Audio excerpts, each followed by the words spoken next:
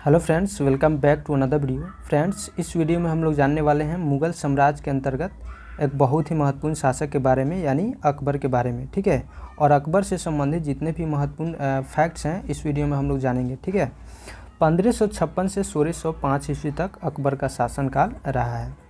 मुग़ल साम्राज्य के दो और हम लोगों ने शासकों के बारे में पढ़ लिया है, यानी बाबर और हुमायूं के बारे में।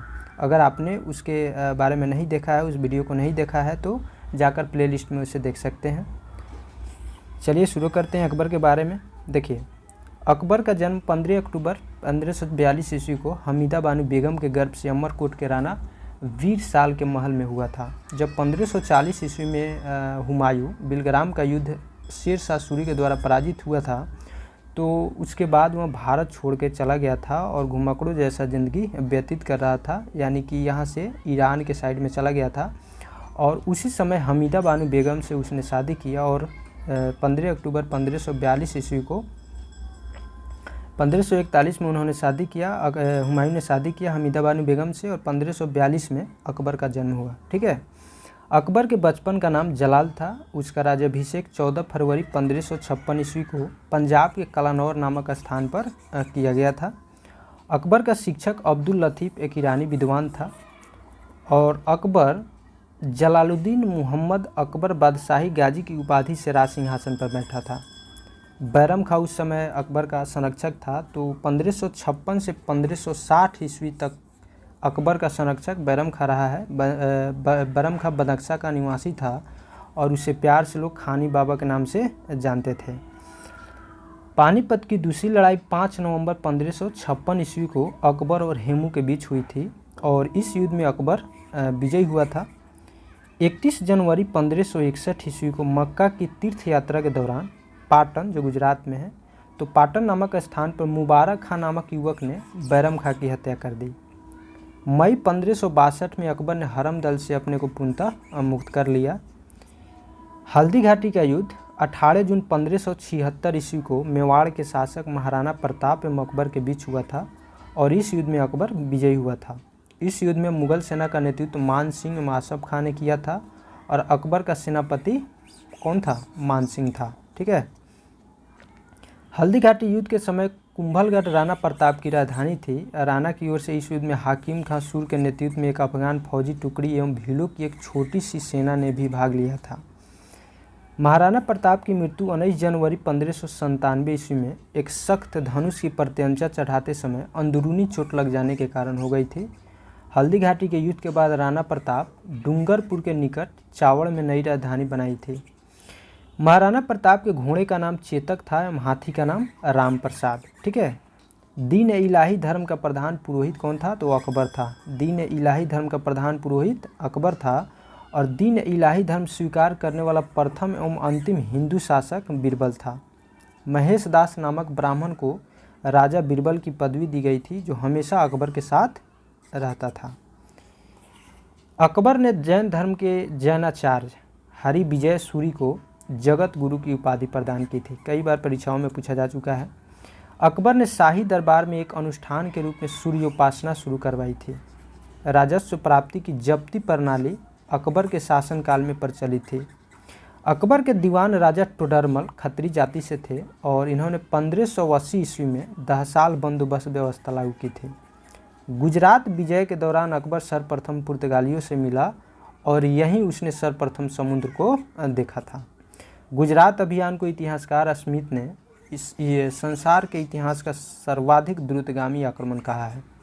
अकबर के दरबार के प्रसिद्ध चित्रकार अब्दुल सम्मद था। ठीक है, बहुत ही इंपॉर्टेंट है परीक्षा की दृष्टि से। अकबर के दरबार का प्रसिद्ध संगीतकार कौन था? तो यहाँ तानसेन था। दसवंत एवं बसावन अकबर के दरबार के चित्रकार थे। ये सारा पॉइंट बहुत ही इंपॉर्टेंट है। अकबर के शासनकाल के प्रमुख गायक तानसेन, बाज बहादुर, बाबा रामदास एवं बैजू बाबरा थे। अकबर की शासन प्रणाली की प्रमुख विशेषता मनसबदारी प्रथा थी। क्या थी? मनसबदारी प्रथा।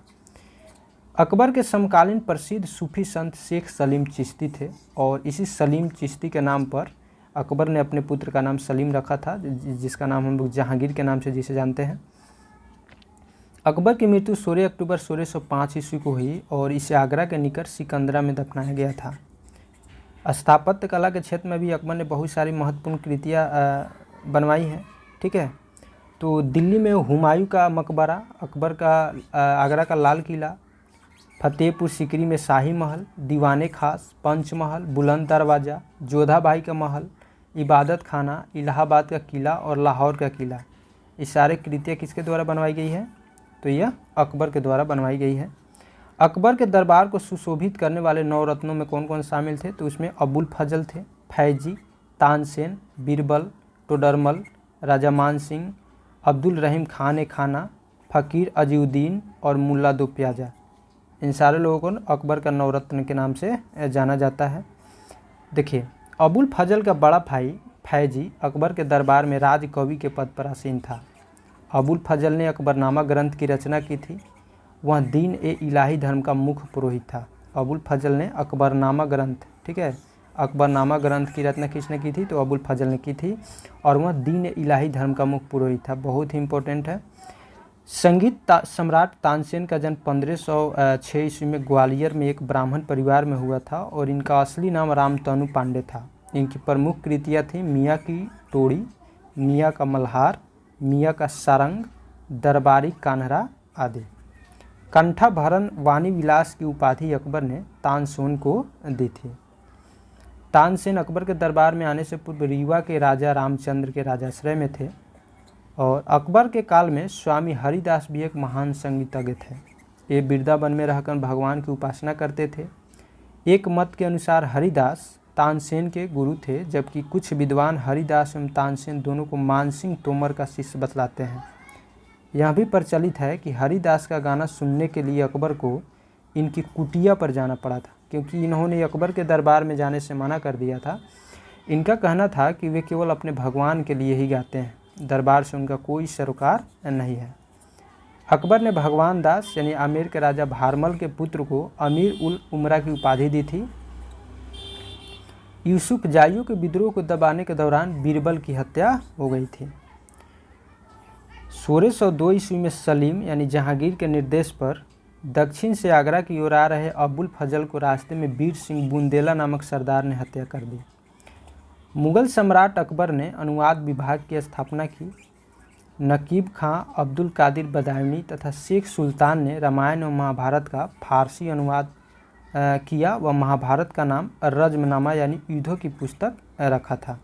पंचतंत्र का फारसी भाषा में अनुवाद अबुल फजल ने अनवर ए सादात नाम से तथा मौलाना हुसैन फैज़ ने यार ए दानिश नाम से किया था। हाजी इब्राहिम सरहदी ने अथर्ववेद का, मुल्ला शाह मोहम्मद ने राजतरंगिणी का, अब्दुल रहीम खान खाना ने तुजुके बाबरी का तथा फैजी ने लीलावती का फारसी में अनुवाद किया था। ये सारे फैक्ट्स बहुत ही इंपॉर्टेंट हैं। फैजी ने नल दमयंती सूरदास द्वारा रचित है। इस कथा का फारसी में अनुवाद कराया और इसका नाम क्या रखा था? सहेली रखा था। भागवत पुराण का अनुवाद फारसी में टोडरमल ने किया था। अब्दुल कादिर बदायूनी ने सिंहासन बत्तीसी का अनुवाद फारसी में किया था। ज्योतिष के प्रसिद्ध ग्रंथ तजक एवं तुजुक का फारसी में अनुवाद जहान ए जफर नाम से मोहम्मद खां गुजराती ने किया था। अकबर के काल को हिंदी साहित्य का स्वर्ण काल कहा जाता है। अकबर ने बीरबल को कवि प्रिय एवं नरहरि को महापात्र की उपाधि प्रदान की थी।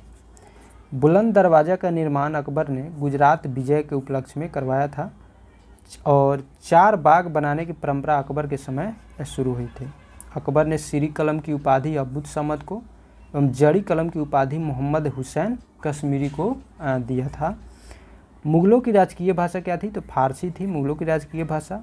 अकबर नगाड़ा नामक वाद्य यंत्र बजाता था।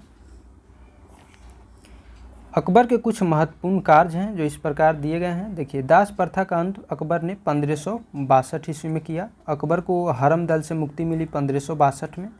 तीर्थ यात्रा कर समाप्त किया 1563 में। जजिया कर समाप्त किया 1564 ईस्वी में। फतेहपुर सीकरी की स्थापना एवं राजधानी का आगरा से फतेहपुर सीकरी स्थानांतरण 1571 ईस्वी में। इबादत खाने की स्थापना हुई 1575 ईस्वी में। उसके बाद है इबादत खाने में सभी धर्मों के लोगों के प्रवेश की अनुमति 1578 ईस्वी में मिली। मजहर की घोषणा हुई 1579 ईस्वी में। दीन इलाही की स्थापना 1582 ईस्वी में की गई। इलाही संवत की शुरुआत हुई 1583 ईस्वी में और राजधानी लाहौर स्थानांतरित हुई 1585 ईस्वी में। ये सारे फैक्ट्स बहुत ही इंपॉर्टेंट है परीक्षा की दृष्टि से।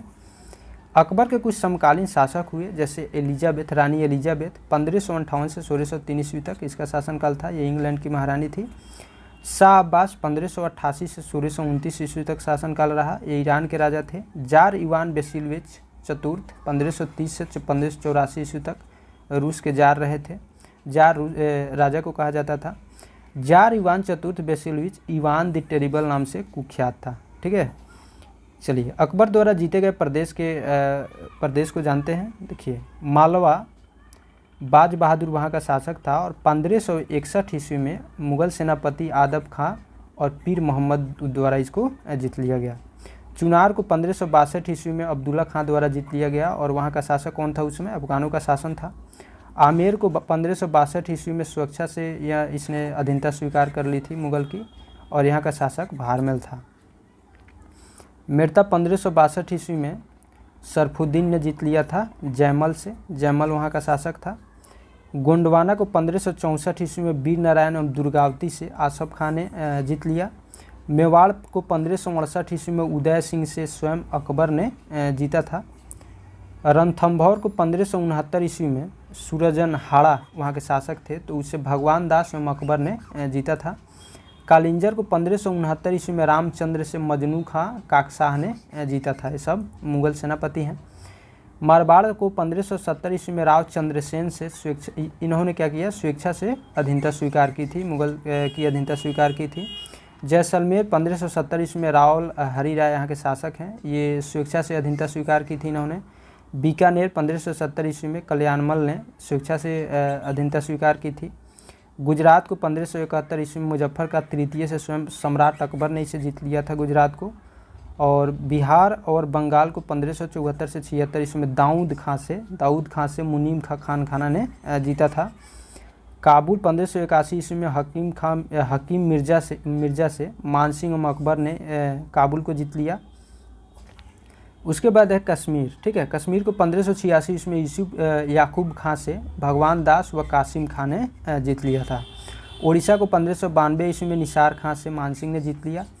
सिंध को 1593 ईस्वी में जानी बेग से अब्दुल रहीम खान खाना ने जीत लिया। बलूचिस्तान को 1595 ईस्वी में पन्नी अफगान से मीर मासूम ने जीता।